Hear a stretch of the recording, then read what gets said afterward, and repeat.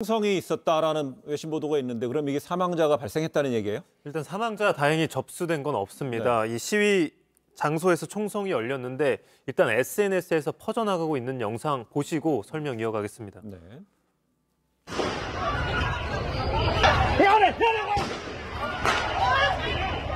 네, 이 외신 등에 따르면 총성이 울린 장소 미얀마 남동부에 위치한 미야와디 시위 현장이라고 합니다. 이 경찰이 시위대를 해산시키기 위해 고무총을 수차례 발사한 것으로 전해졌습니다. 다행히 총기로 인해 사상자가 발생했다는 소식 아직 전해지고 있지는 않습니다. 그런데 조금 전 또 들어온 속보인데 다른 지역에선 시위대를 향해 물대포를 쐈다 이런 속보 지금 외신 등을 통해서 들어오고 있습니다.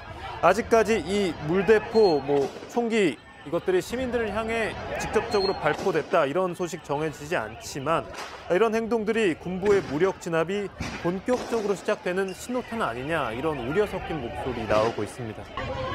근데 지금 이제 시청자 여러분이 보시고 있는 화면은요, 외신이 촬영한 것도 있을 테고요, 또 이제 미얀마 국민들이 촬영해서 소셜미디어에 올린 화면도 있을 텐데 여기 이제 번갈아 가면 나올 수 있을 텐데 군부가 이런 시위를 확산하기 위해 소셜미디어를 차단했다라고 그랬는데 이게 완전히 차단이 안 된 건가 봐요? 네, 차단했다 풀어주기도 하고 이런 일들이 반복되고, 그러니까 처음에는 인터넷하고 방송도 제대로 나가지 못한 상황이었고요. SNS도 완전하게 다 차단을 했다가 SNS만 차단하고 인터넷은 또 풀어줬다고 하는 보도가 나오고 이제 이런 일이 반복되고 있는 상황인데요.